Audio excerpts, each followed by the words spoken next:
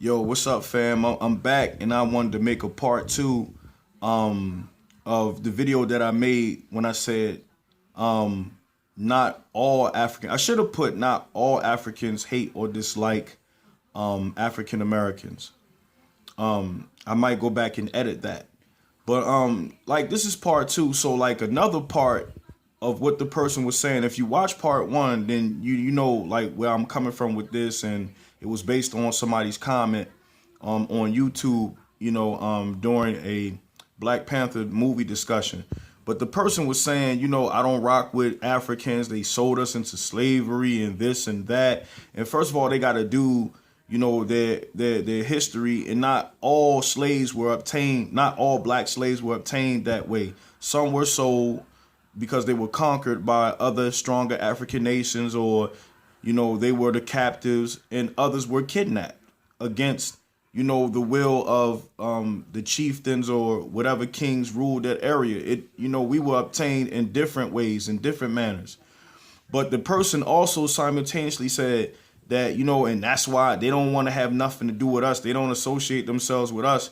And that's why I don't wear no African clothes. And the crazy thing about it, I can bet you my life that while this person is saying, I wouldn't wear African clothing because they don't care about us or they don't want to have nothing to do with us, I can guarantee you that while that person is typing that very comment through their cell phone or their iPad or computer, they won't wear African clothing because they feel like Africans don't care about us. Yet at the same time, I can guarantee you that they're wearing clothing from brands that don't care about us.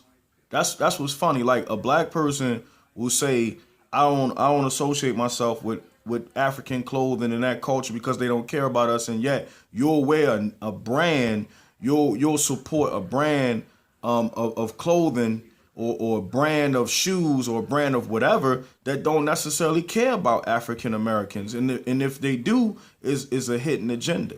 You know what I mean? So you don't have no problem with wearing those labels, those brands that don't care about you. But when it comes to other nations, or when it comes to Africa, the first little negativity, or you experience some negativity, you ready to shut the whole thing down. I know a lot of people who say that Asians don't like blacks, but that never stopped black people from patronizing their stores, their corner stores, their liquor stores. It never stopped them from patronizing their restaurants or anything else. You know what I mean? Or any other group of people who black people say don't like us or don't want to associate us, we still patronize and buy from them. So the first experience or negative experience you get from, okay, so I can guarantee you if the Prime Minister of France right now said, I don't care about black people, I don't want to have nothing to do with them, I can guarantee you that our people would make an excuse and say it's not all French people. You know what I mean? My cousin went to France and blah, blah, blah, blah, blah. But you know what I'm saying? You'll still go to France, right? You'll still support France. You'll still take a ticket to France. But when you hear somebody say something negative about how Africans feel about African Americans, probably one isolated situation, then you gonna haul it off. You know what I'm saying? You ain't gonna step foot in Africa. You can find a billion reasons not to go over there. Even if it was found true that Africans don't think like that, you would still find 1,000,010 reasons, you know what I'm saying, not to go to Africa. Which is the opposite of, okay, if somebody from France or a European country, said something against us, you will find 1,000,000 reasons to still go. You know what I'm saying? If somebody, if you found the claim untrue that Africans don't hate African Americans, you'll find 1,000,000 excuses to still not go. But if somebody from a European country was to say that they don't rock with us, you would still find a million reasons to go there. So I call BS on that. And it's hard to have these conversations because our folk be hypocritical about stuff. I mean, humans are hypocritical, period. You know what I'm saying? They find fallacy in this one thing, but don't find the fallacy in another. So that's why, like I said, man, that's not the consensus. Even if some, people from the continent express their feelings, that is not the consensus of every African person. And that should never deter you from exploring or going to see or even making contact and connecting back with your roots. You know what I'm saying? Like, this whole concept of saying you can embrace your American roots and where you from and still embrace the African, because the African is always existing. You can never do anything a part of it. It's just like, this the best analogy I can give, like fruit punch. You know what I mean? Fruit punch is a combination of many different fruits, right? You're going to always have that dominant, you know what I'm saying, taste. Like, out of all the flavors, you could put grape, you could put papaya, you could put pineapple in there, whatever, be tropical punch. But you can put all these different flavors. Maybe you might taste the mango more. Maybe you might taste the pineapple. But those other ingredients is there. So it don't matter what we do as African Americans in this country. No matter what the dominant way is, Africa is still in there. And you can't separate yourself from it. No matter how hard you try. That's why I embrace it, because it's there. Whether you want to recognize it or not, whether you say, well, you know what, we got to claim this place because our forefathers built it. Sure, our forefathers helped build this country, but they were building somebody else's dream. They were helping to construct somebody else's dream to make it more comfortable for them to live here, not us. You know what I mean? And that's real.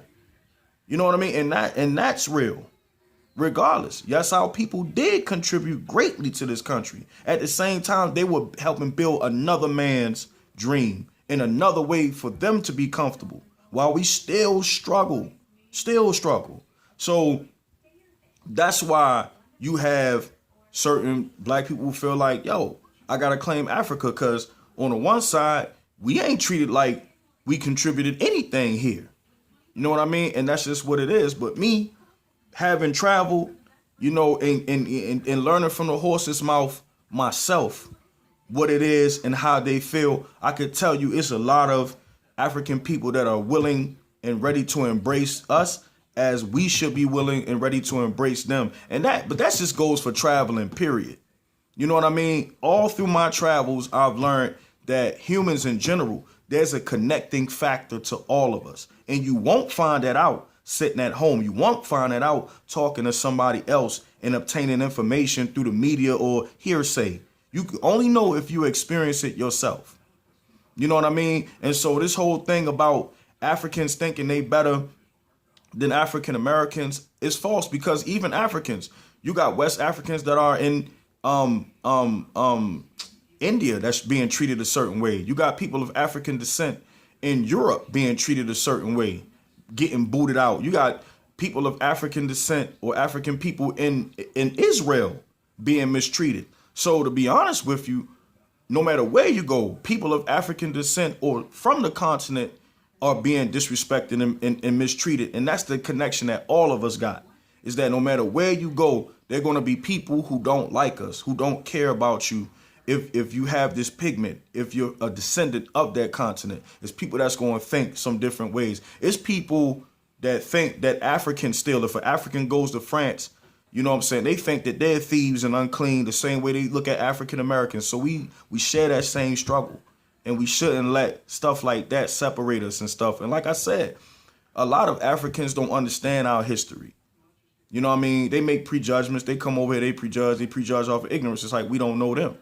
You know what I mean? But all it takes is for people to sit down and have a civil conversation. Like I said, I never deny my heritage. I'm too black, and I got too many of the motherland features for me to just deride it or ignore it. So, yo, let's do better, man. It's 2018, man. We got to get more educated. You know what I'm saying? So, like I said, for all the people who feel like, you know, you want to disconnect from Africans because you feel like they don't rock with us, well, disconnect yourself from other nations and people who don't rock with you. Stop patronizing those other people who you feel don't rock with you. You still rock with them. You still support them. You still getting your hard-earned money to them. So that's all I got to say, yo. Peace out, man. And like I said, think, not all Africans hate us. All right? I got plenty of friends and brethren to back me up. And from the Caribbean and, you know, the Afro-Latino communities too. So it's all good, man. One love and peace, man. That's what we doing for 2018. All right?